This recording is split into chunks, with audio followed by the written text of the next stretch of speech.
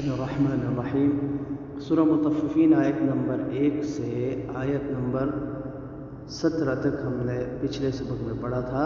आज आयत नंबर 18 से आखिर सूरत तक पढ़ेंगे। अऊज़ु बिल्लाहि मिनश शैतानिर रजीम। बिस्मिल्लाहिर्रहमानिर रहीम। कल्ला इन्न किताबल अबरारि लफ़ी इल्लिय्यीन वमा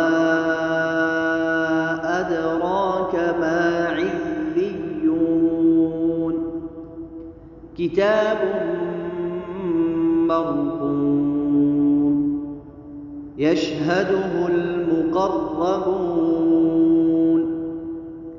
इन्नल अबरार लफ़ी नईम अलल अराइकि यंज़ुरून तअरिफ़ु फ़ी वुजूहिहिम नज़्रतन नईम युस्क़ौन मिन रहीक़िम मख़्तूम ख़ितामुहु मिस्क वफ़ी ज़ालिक फ़ल्यतनाफ़सिल मुतनाफ़िसून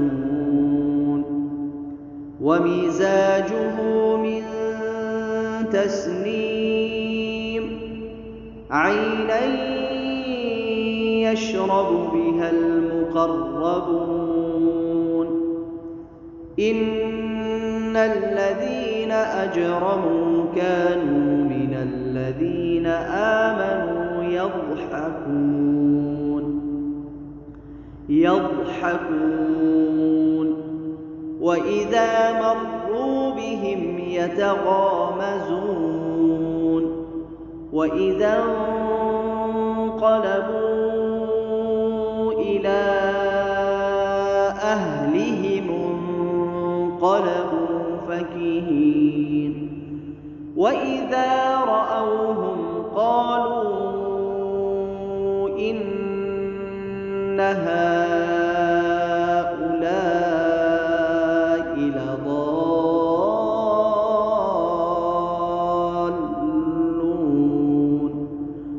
वमा उरसिलू अलैहिम हाफ़िज़ीन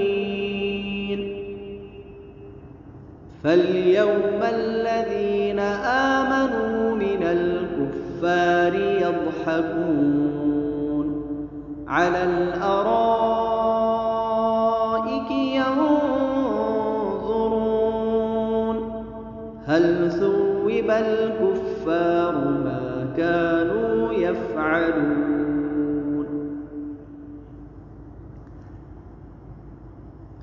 كلا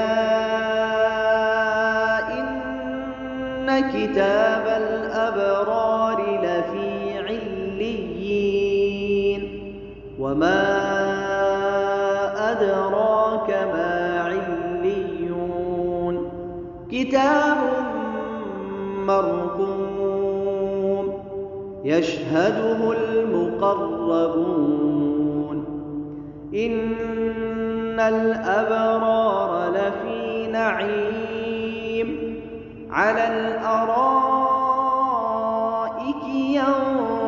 ينظرون تعرف في وجوههم نضرة النعيم يسقون من رحيق مختوم ختامه مسك وفي ذلك فليتنافس المتنافسون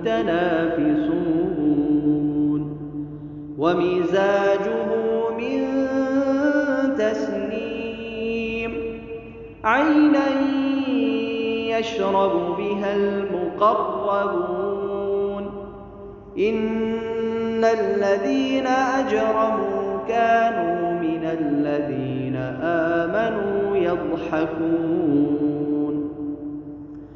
وإذا مروا بهم يتغامزون وإذا انقلبوا إلى أهلهم انقلبوا فكهين وإذا رأوهم قالوا إن هؤلاء لضالون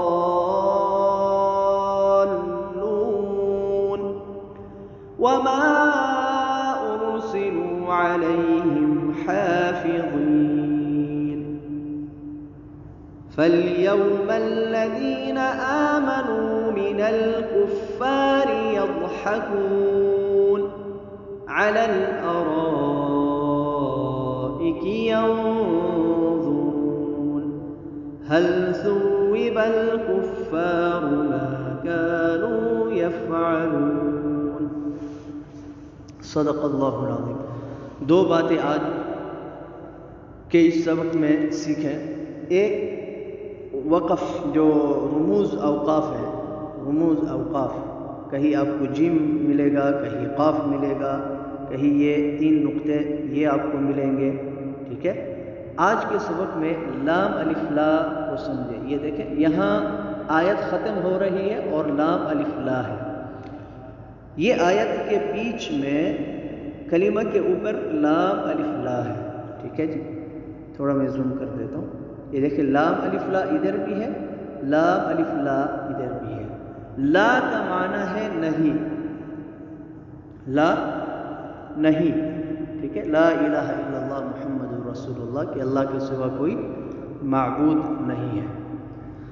تو اگر یہ آیت کے اختتام پر آ جائے، جیسے یہاں یضحکون آیت ختم ہوئی اور پھر لام الف لا ہے، تو یہاں آپ رک سکتے ہیں اور آگے جو ہے نئی آیت آپ نئے سرے سے شروع کر سکتے ہیں. لیکن اگر اس طرح کلمے کے اوپر آ جائے بیچ میں آیت کے، جیسے علی الارائک ہے، تو یہاں پر جو ہے اگر آپ نے سانس توڑ دیا تو پھر اس کو ملا کے پڑھنا ضروری ہے، نہیں تو پھر معنی ٹھیک نہیں ہوگا، اس کا مطلب اس کا ٹھیک نہیں نکلے گا. ایسا نہیں کرنا علی الارائک ینظرون، ایسا نہیں پڑھیں گے، بلکہ اگر ہم نے یہاں علی الارائک پہ وقف کیا، رک گئے، تو پھر اس کو ملا کے پڑھیں گے علی الارائک ینظرون. ایک یہ بات. اور دوسری بات یہ ذہن میں رکھیں کہ تنوین کے بعد یا نون ساکنہ کے بعد حروف حلقی حمزہ ہا عین حا غین خا میں سے کوئی حرف آئے تو ہم وہاں کیا کرتے ہیں؟ اظہار کرتے ہیں. اور اظہار کا مطلب کیا ہے؟ کہ وہاں ہم غنہ نہیں کریں گے. ٹھیک ہے. اور اظہار 2 کلموں میں بھی ہوتا ہے، 1 کلمے میں بھی ہوتا ہے. تفصیلی سبق جو ہے وہ اپلوڈ ہو چکا ہے، آپ وہاں سے سن سکتے ہیں. تو یاد دہانی کے لیے، کیونکہ ایک صاحب نے پوچھا تھا ایک آیت کے حوالے سے، فک رقبۃ او اطعام. فک رقبۃ سورہ بلد میں جب ہم اس کو ملا کے پڑھیں گے آیا اس پہ غنہ ہوگا یا نہیں ہوگا. تو ویسا ہی یہ یہاں پر بھی ہے، جیسے نعیم ہے، ان الابرار لفی نعیم. دیکھیں نون پہ تنوین ہے اور اگلی آیت کے شروع میں حروف اظہار جنہیں حروف حلقی بھی کہا جاتا ہے عین آیا ہے.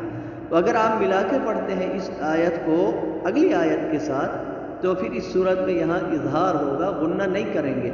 ان الابرار لفی نعیم علی الارائک ینظرون، بغیر غنہ کے یوں نہیں پڑھیں گے نعیم علی الارائک، یہ غلط ہے.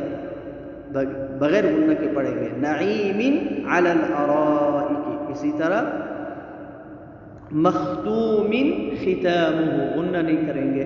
تسنیم عینا یشرب. تو ایسی صورت میں بھی غنہ نہیں کیا جاتا، بغیر غنہ کے اس کو ادا کیا جاتا ہے. تو یہ 2 باتیں آج کے اس سبق میں ذہن نشین کیجیے. السلام علیکم ورحمۃ اللہ.